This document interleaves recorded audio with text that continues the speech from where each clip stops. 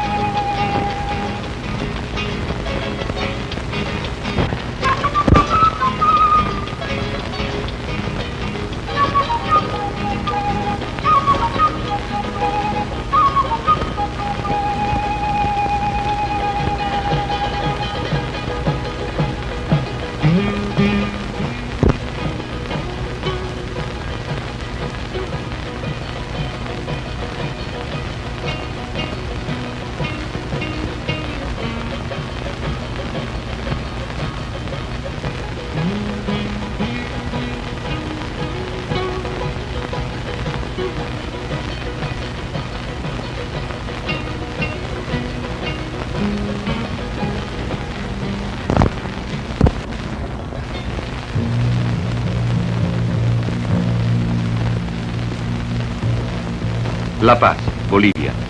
El ejército está en el poder desde 1964. Los militares controlan duramente al país y han reprimido los intentos de guerrilla. Después de la muerte del Che, las guerrillas no han logrado derrocar a los gobiernos del continente.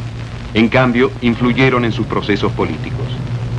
Pero el fracaso de las guerrillas se debió solo a incapacidad militar o también a causas políticas. Ciertamente, después de la Revolución Cubana, los ejércitos del continente han introducido técnicas y armas norteamericanas antiguerrilleras. Pero ha sido este un factor determinante.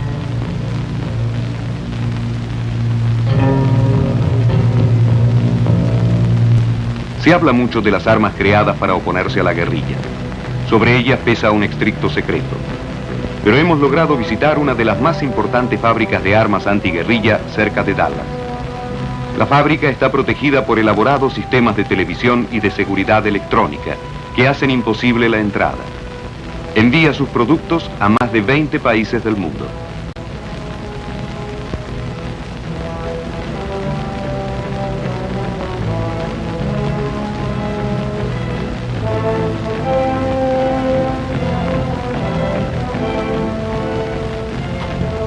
Es propiedad de George Werbel II, experto de operaciones antiguerrilla, ex consejero del gobierno de Batista en Cuba y de Wessing y Wessing en Santo Domingo. Los progresos tecnológicos de los armamentos son tan importantes para realmente impedir el éxito de la guerrilla hoy. Técnicamente estamos en condiciones de destruir a cualquier tipo de guerrilla. Tenemos ahora armas muy especializadas que no van a estar nunca al alcance de los guerrilleros. Fusiles infrarrojos de larguísimo alcance y precisión, ultrasónicos. Podemos con estos tener día y noche bajo control a los guerrilleros. La noche ya no es más un refugio para ellos. Los riesgos ahora son inmensos para la guerrilla, no para los gobiernos que ellos quieren derrotar.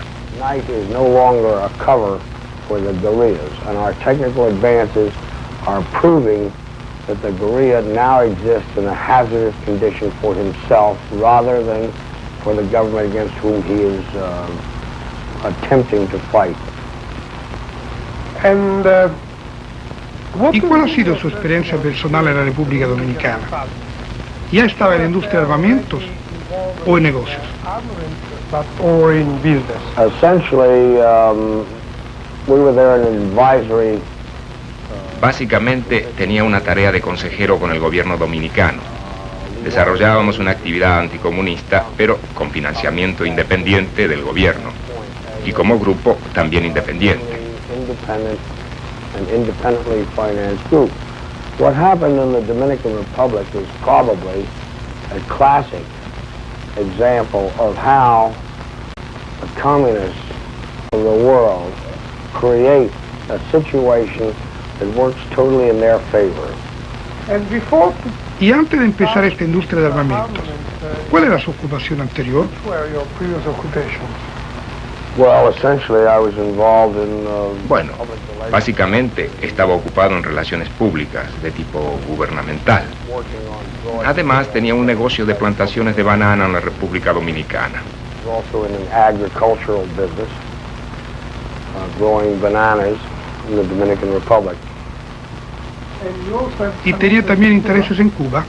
I had a lot of interest in Cuba, and of course Tenía muchos intereses en Cuba y desgraciadamente mi mayor interés quedó frustrado, ya que este consistía en intentar evitar la subida al poder de los comunistas en el 59. También tenía intereses económicos, pero no quiero hablar de esas cosas. Pero en el caso boliviano, ¿cuál fue la real capacidad militar de los guerrilleros? ¿Lograron constituir un real peligro para los generales bolivianos?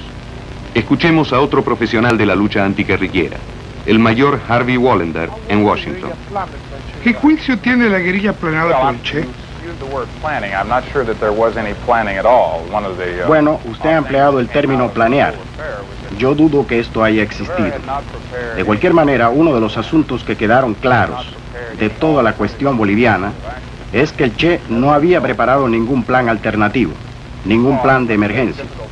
Como resultado se encontró con que estaba perdiendo su avituallamiento sin saber qué hacer, encontrándose más o menos atrapado, siendo solo cuestión de tiempo que los Rangers lo agarraran y terminaran el combate.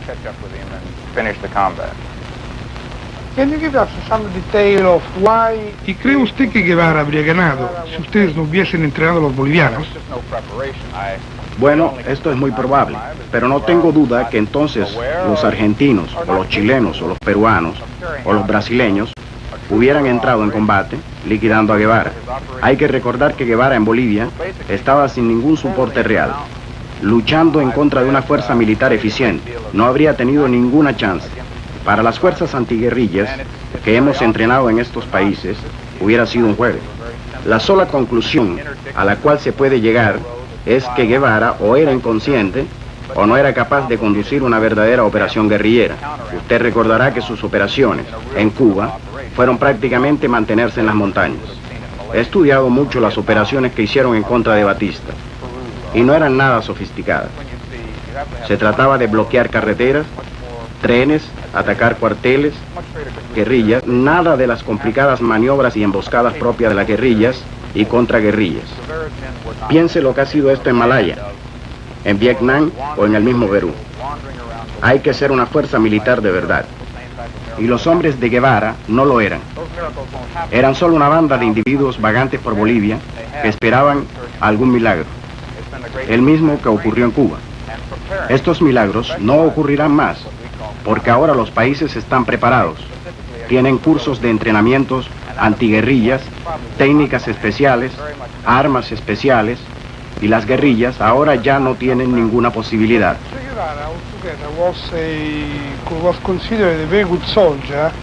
Pero Guevara en la historia queda como un buen soldado y un teórico de la guerrilla. El libro que él escribió difundió la guerrilla en toda América Latina. ¿Qué opina usted sobre esto?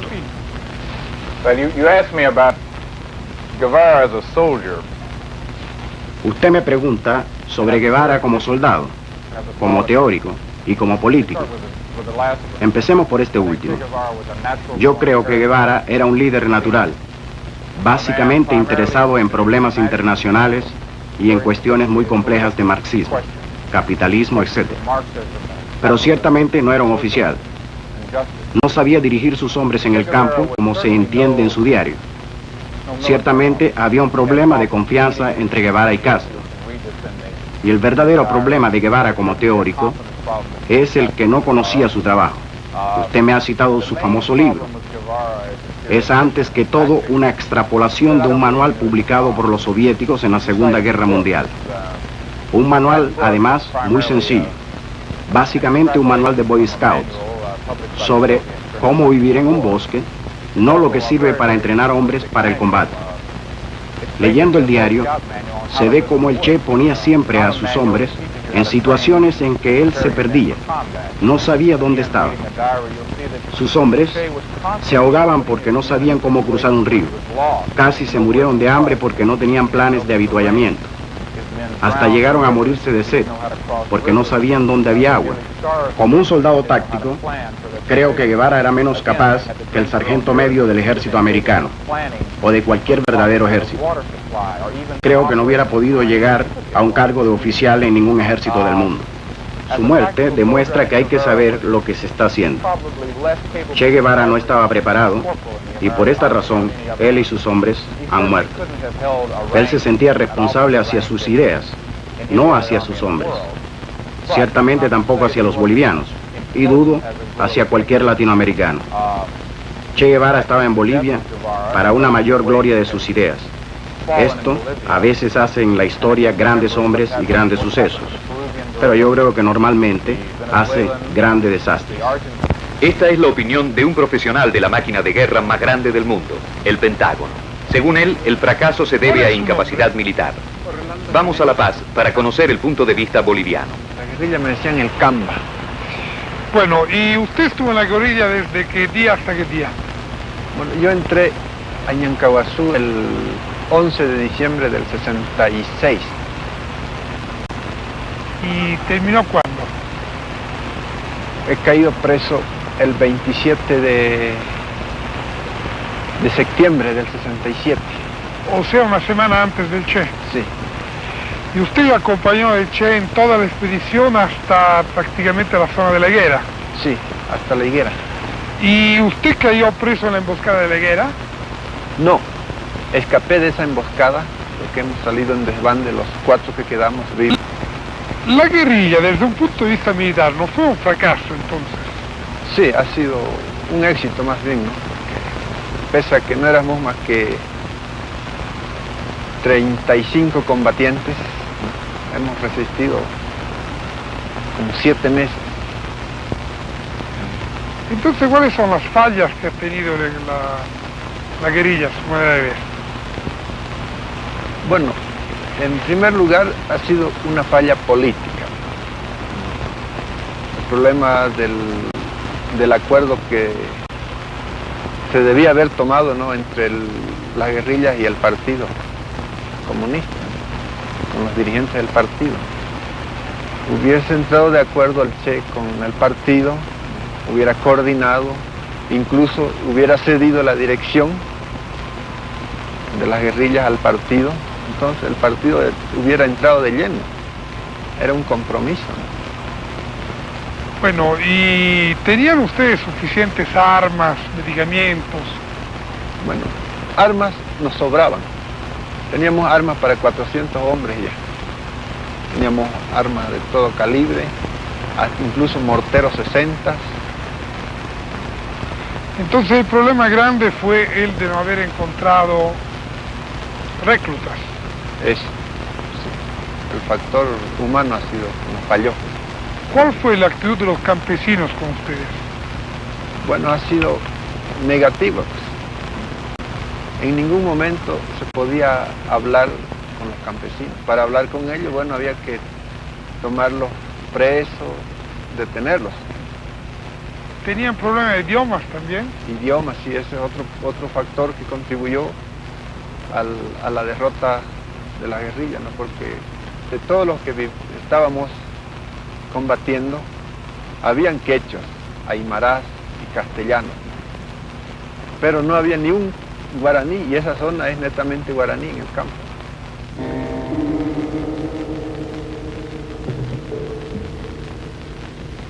En base a las declaraciones de Camba, se abren otras líneas de investigación. El problema no era solo militar, sino político. Terminemos entonces de escuchar a los militares.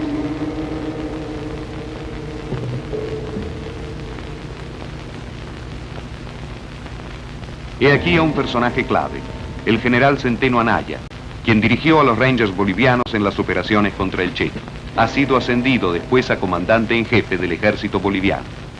Usted ha sido muchos años director de la Escuela de Guerra Boliviana. ¿Cuál es su juicio como militar sobre el Che? La personalidad de un conductor en este tipo de operaciones está definida indudablemente entre otros factores por su combatividad, por su estoicismo y por la convicción o por la conciencia que tiene de la convicción de que la causa que motiva su actividad es justa. Desde el punto de vista de la combatividad, tanto Che Guevara como los guerrilleros mostraron una extraordinaria capacidad de maniobra y de decisión y de combatividad. Desde el punto de vista del estoicismo, supieron superar todas las servidumbres y dificultades que impone la vida en campaña. Y por supuesto que tenían conciencia de los propósitos y fines que perseguían. De modo que estimo que podemos considerar y estimo que tanto desde el punto de vista de combatividad, de estoicismo y conciencia, mostraron mucha efectividad. Escuchemos a otro militar boliviano, el mayor Rubén Sánchez, que fue capturado por los guerrilleros en uno de los primeros choques con el ejército, actualmente exiliado. Mayor, ¿qué opinión tiene usted como militar de la capacidad de los guerrilleros al mando de Ernesto Che Guevara en Bolivia? En realidad usted sabe de que las guerrillas surgieron en el momento no previsto por el grupo guerrillero. Es decir, surgió la guerrilla cuando ellos todavía estaban en preparación y tuvieron la necesidad obligadamente de preparar una emboscada. Entiendo yo, que después lo analicé, que fue precisamente en el periodo de preparación. De principio, cuando tomé yo el campamento de Ñancahuazú, pude comprobar la excelente organización defensiva que habían hecho en los 3 o 4 o 5 campamentos que ellos habían construido escalonadamente en una quebrada de Ñancahuazú. Se veía cómo ellos tenían un criterio táctico e inclusive estratégico en el sentido defensivo de construir las posiciones. Luego, posteriormente, también pude comprobar los dispositivos que ellos tenían para las emboscadas y cómo ellos surgían incluso de la retaguardia y particularmente de los flancos para intimar a los soldados la rendición en una forma oportuna. Entonces había un excelente criterio táctico, unas modalidades ejecutivas muy bien montadas, muy bien organizadas. Las opiniones de los profesionales de la guerra bolivianos son muy distintas de las norteamericanas. Sin embargo, era contra ellos, antes que contra otros, que el Che había empezado su acción. Pero ahora pasemos a examinar los aspectos políticos de la guerrilla. Entrevistamos a Antonio Peredo, uno de los 4 hermanos Peredo, famosos en la guerrilla boliviana. 2 de ellos, Inti y Coco, ayudantes del Che, ya han muerto, mientras que Chato es el actual líder de la guerrilla. Antonio es periodista. Hoy se considera que el Che llevó un plan utópico de guerrilla que le costó la vida frente a la indiferencia de todos los bolivianos. ¿Cuál era el plan del Che? El plan de Che esencialmente era político. Visto desde este punto, no creo que haya sido un fracaso y me parece a mí que en todo Bolivia están de acuerdo con esta idea. La llegada del Che a Bolivia está vinculada a una situación política específica. Se había producido una larga experiencia de nacionalismo revolucionario en Bolivia en el curso de la década del 50, terminada negativamente, digamos, el 64. Ahora bien, a partir de ese momento se produce una dictadura militar de tipo fascista, de tipo secante, que había producido ya diversas masacres en las minas. Dentro de ese contexto político, el Che considera que Bolivia es un punto neurálgico de la situación latinoamericana y que desde ese punto se puede irradiar la lucha revolucionaria a través de gran parte del continente. Hay que considerar que para el Che, y así lo dice en muchos de sus escritos, y como lo sostiene cualquier revolucionario, la guerrilla es un método. Lo importante no es la guerrilla en sí, sino la lucha revolucionaria. Como lucha revolucionaria, aún con su fracaso militar, si es que se puede llamar así, la lucha política del Che es un éxito por las consecuencias que ha tenido no solamente en Bolivia, sino en el resto de Latinoamérica. ¿Cuáles fuerzas calculaba el Che de tener como apoyo? El apoyo que el Che consideraba posible en Bolivia estaba cifrado fundamentalmente en base al Partido Comunista de Bolivia. Mucho antes de que se iniciara la guerrilla, hubieron conversaciones entre dirigentes del Partido Comunista y el Che. Conversaciones en las cuales se establecieron en principio las condiciones políticas, por supuesto, en que el Partido Comunista iba a apoyar. Sobre todo, fundamentando esto en el hecho de que esencialmente la guerrilla iba a estar formada por cuadros del Partido Comunista, como indudablemente ocurrió, aunque estos cuadros tuvieron que retirarse del Partido Comunista para ingresar a la guerrilla. Ahora bien, esto en un sentido práctico. En un sentido más amplio, el Che consideraba con justeza, y también los dirigentes que participaron en la guerrilla, que el apoyo iba a venir de amplios sectores del proletariado. Esto se verificó indudablemente en Bolivia. Poco tiempo después de iniciada la guerrilla, esto es en el mes de junio, los trabajadores mineros de los tres principales centros se reunieron en una conferencia específica en la cual ellos acordaron un apoyo moral, material y físico, esas eran las palabras que utilizaron en su documento público, de apoyo a la guerrilla.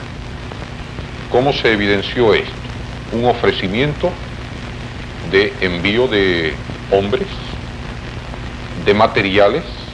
Hay que considerar que en Bolivia los mineros son un sector que todavía tiene armas, producto de la lucha revolucionaria de principios del 50. Y en dinero, a través de un descuento de un día de haber de todos los trabajadores de esos tres centros, que conforman un número de aproximadamente 25.000 trabajadores. Esta disposición, esta resolución de los mineros, determinó una reacción inmediata del gobierno. Algo así como 10 días después de producida la conferencia de los trabajadores mineros, el ejército entró a saco en los tres centros mineros en una noche de fiesta y produjo una masacre cuyo resultado fue alrededor de 90 personas muertas, dato oficial que muchos consideran mucho menor del que realmente fue. Entre los muertos se encontraban mujeres y niños. Esa masacre fue el tributo de sangre que dio el trabajador minero a la lucha guerrillera iniciada por el Che. ¿Cuáles serían los factores que hicieron fracasar este plan del Che? La falta de una red urbana que estaba confiada al Partido Comunista. La defección del Partido Comunista hizo que no existiera esa red urbana y por lo tanto no había un vínculo entre la guerrilla y los centros urbanos. Desde el momento de iniciarse la guerrilla, esta quedó aislada de los centros urbanos. En segundo lugar, un problema táctico que se presentó en el desarrollo de la guerrilla. La división del cuerpo guerrillero por una circunstancia fortuita que fue la necesidad de sacar del campo de batalla, por así decir, a 3 personas que no tenían nada que hacer con él, que no iban a participar en la lucha: Debré, Bustos y el periodista Roth. Para esa operación hubo necesidad de dividir el cuerpo guerrillero. La retaguardia quedó atrás en una maniobra diversionista, pero lamentablemente no se produjo el reencuentro de las dos fuerzas. El resto de la lucha, los 5 meses siguientes, fueron de búsqueda incesante entre ellos, que redujeron indudablemente en forma considerable la actuación de la guerrilla.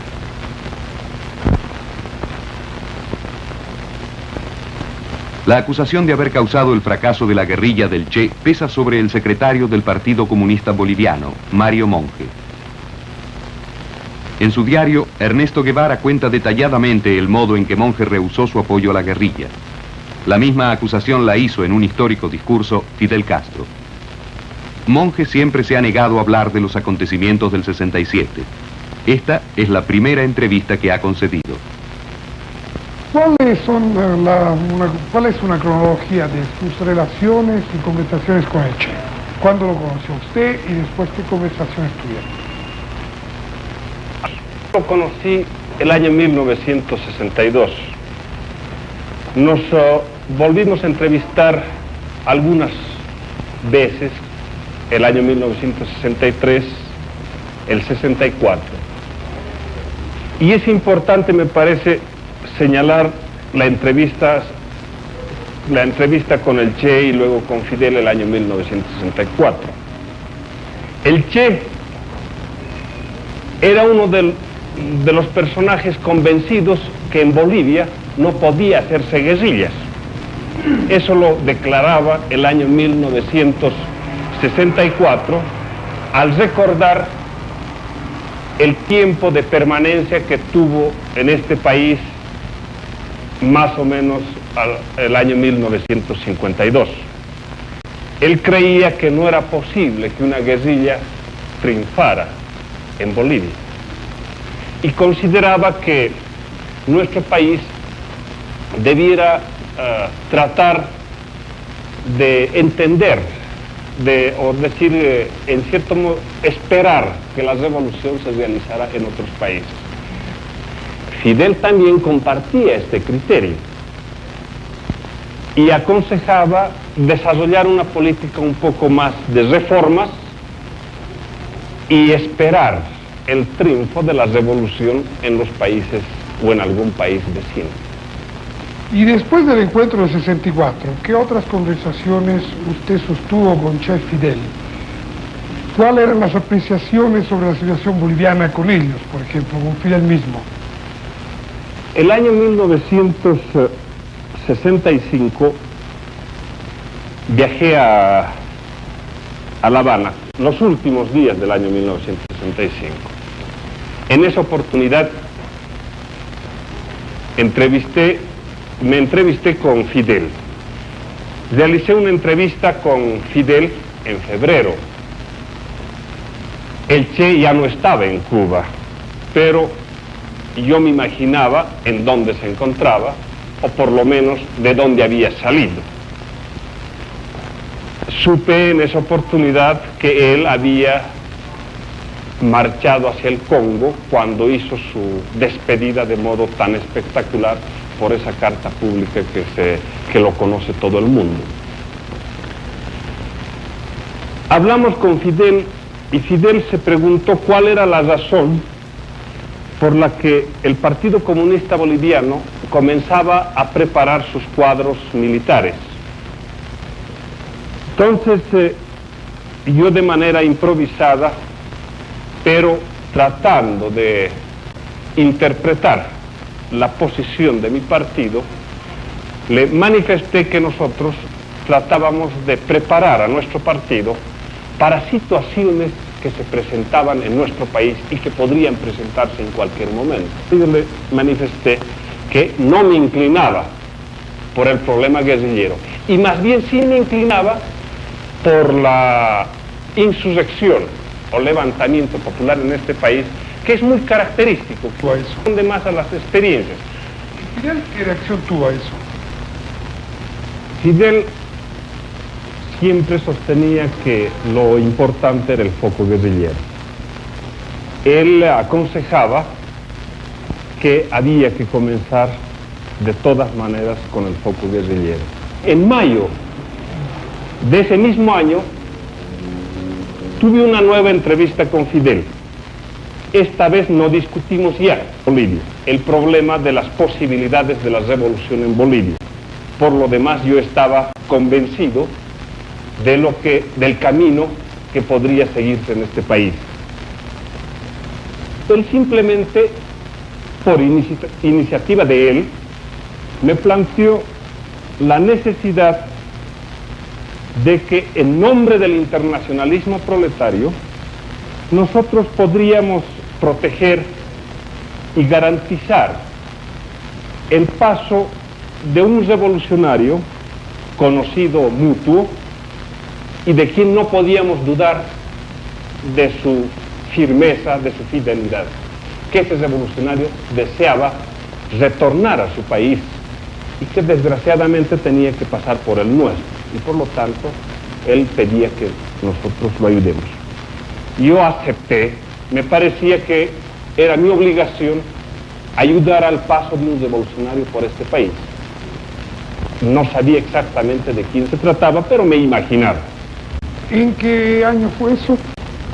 Mayo del año 1966. En el mes de agosto se me planteó la posibilidad de una entrevista con el Che. Yo me sentí feliz de poder hablar con el Che, pero les respondí de que no era el momento. Más o menos le hablo de agosto.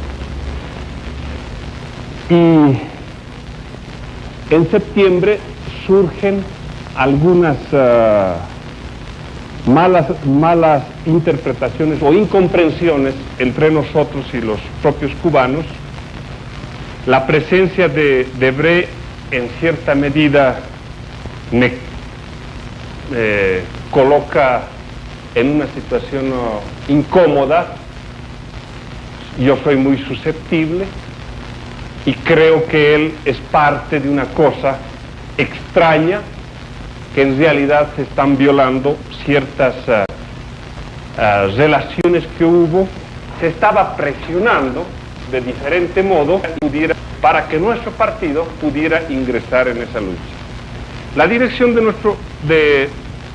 del Partido Comunista, frente a esa situación, resolvió manifestar de que la revolución boliviana tenía que ser dirigida por los bolivianos, que considerábamos que los bolivianos estaban en condiciones de resolver sus propios problemas.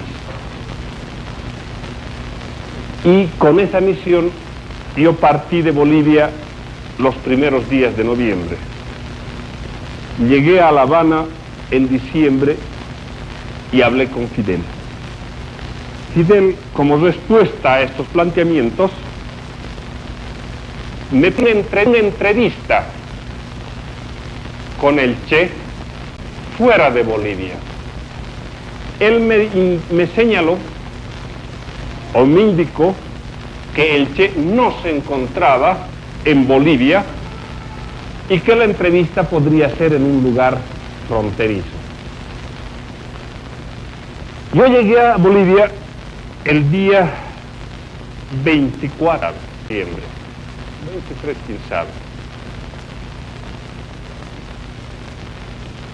con la seguridad de que tendría que volver a salir para una entrevista con el Che. Pero yo suponía que el Che estaba en Bolivia. Muchos elementos de juicio me hacían suponer que en realidad se estaba trabajando no de modo muy claro. La entrevista con el Che en cierta medida me dio la pauta.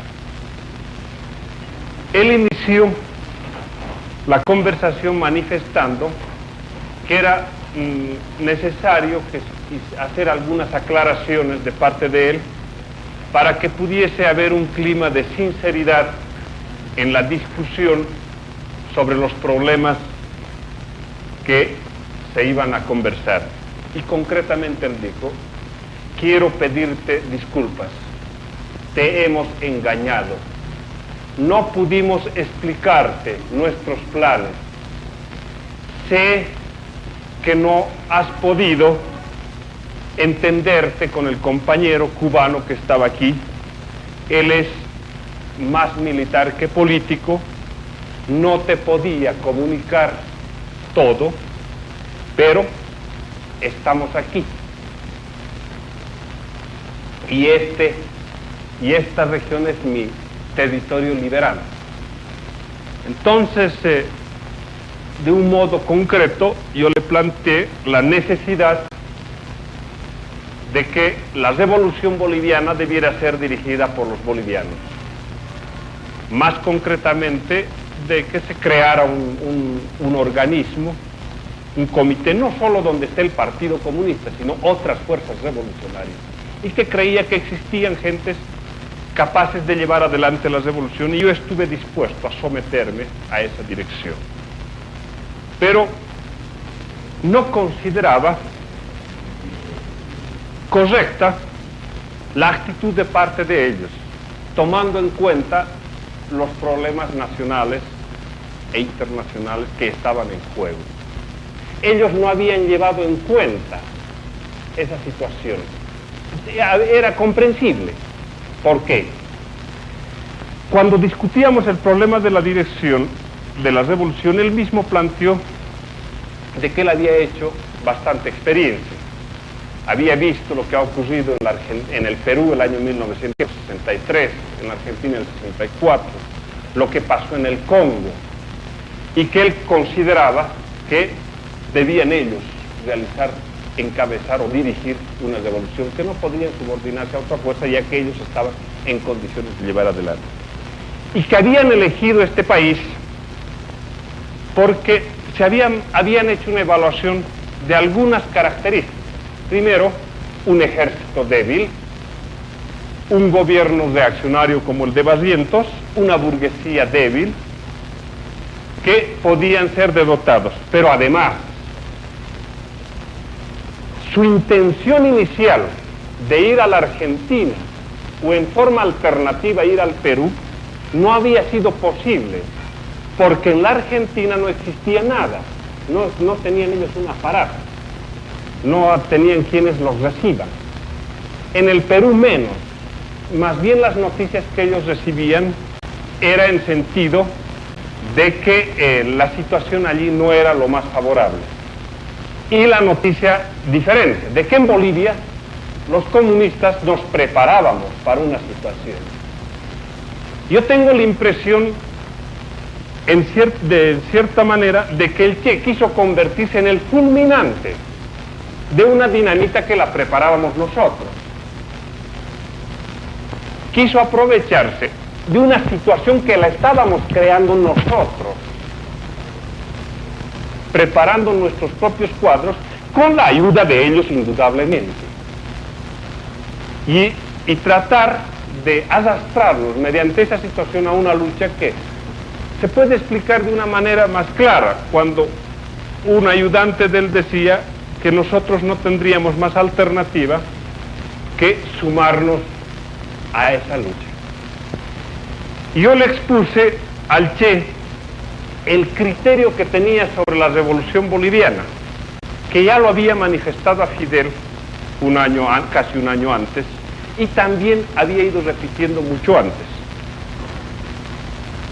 Le planteé la necesidad de levantar, de preparar en escala nacional un partido, una organización militar capaz de impulsar una revolución en un momento de crisis, que hayan ciertas condiciones.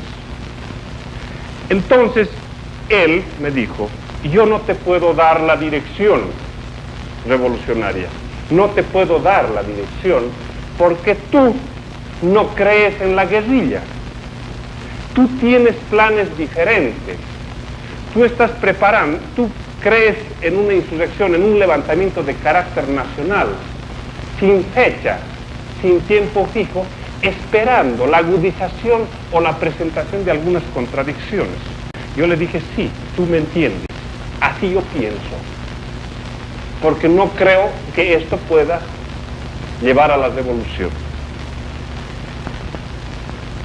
Entonces, continuó la conversación, se hizo un círculo vicioso, porque él seguía argumentando sobre sus puntos de vista y yo sobre los míos, y él anotó eso de que en efecto no podíamos entendernos, que hablábamos dos cosas diferentes.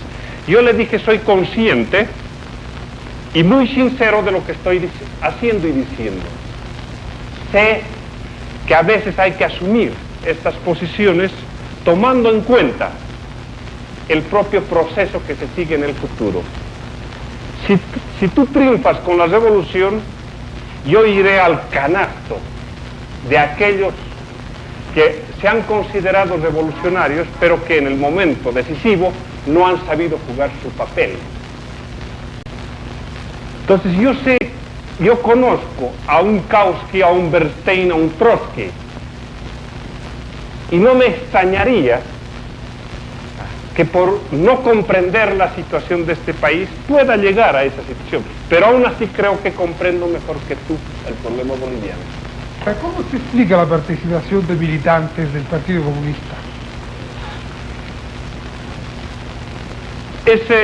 La explicación no es muy difícil. Primero, para la protección del paso de un revolucionario por este país, yo entregué a algunos compañeros a colaborar al compañero cubano que se encontraba en este país. Y además acepté que ellos pudieran transmitirnos sus experiencias. Y ellos utilizaron esos datos para reclutar a los camaradas de mi partido en función de su propia posición política. Si ustedes examinan con seriedad, con responsabilidad todos los documentos, no han de encontrar un lugar donde exista un compromiso del Partido Comunista o de cualquier dirigente individualmente para colaborar con la guerrilla del Che en el país. No hay. Es más, el Che, al comenzar su diario, habla sobre la posibilidad de ganar al partido, a la guerrilla. Él, en su diario, muestra la existencia de dos líneas, una del partido y una de ellos, cuando les plantea alternativa a nuestros militantes. El diario del Che, el diario de Pombo, plantea en ese sentido. Es más, Pombo en su diario manifiesta que el Partido Comunista y yo dudábamos de la guerrilla, descartábamos la guerrilla, y sin embargo el Che aparece en este país. ¿Qué es lo que puede explicar toda esta situación? Habrá que llevar en cuenta lo que ocurrió en el Congo, habrá que llevar en cuenta el tiempo transcurrido desde su desaparición en Cuba, habrá que llevar en cuenta finalmente una situación de explicación ante la propia opinión pública. Él mandó su carta de despedida no para venir a Bolivia. Él mandó su carta de despedida para el Congo y él no podía pensar, ni ningún revolucionario puede pensar, que va a ir primero al Congo, va a vencer y después va a otro país y también va a vencer. No, se supone que él iba allí y donde probablemente tendría que entregar su vida, pero cosa que no ocurrió por una serie de factores. Y entonces él se ve obligado a tener que salir del África y buscar una salida. Él mismo me dijo en la conversación, yo a Cuba no podía volver. Para mí se había cerrado eso. Yo me había despedido a paso marcial. Entonces tenía que buscar otro lugar donde aparecer. Y Bolivia se presentaba las condiciones por algunas cosas que ellos llevaban y por el hecho de que nosotros estábamos en proceso de preparación que ellos lo conocían. ¿Cómo se llama usted? Yo soy el número 6 del primer grupo boliviano que se preparó para la lucha guerrillera en Bolivia, allá en La Habana. ¿En qué año fue eso? El año 1966. ¿Y cuántos eran ustedes?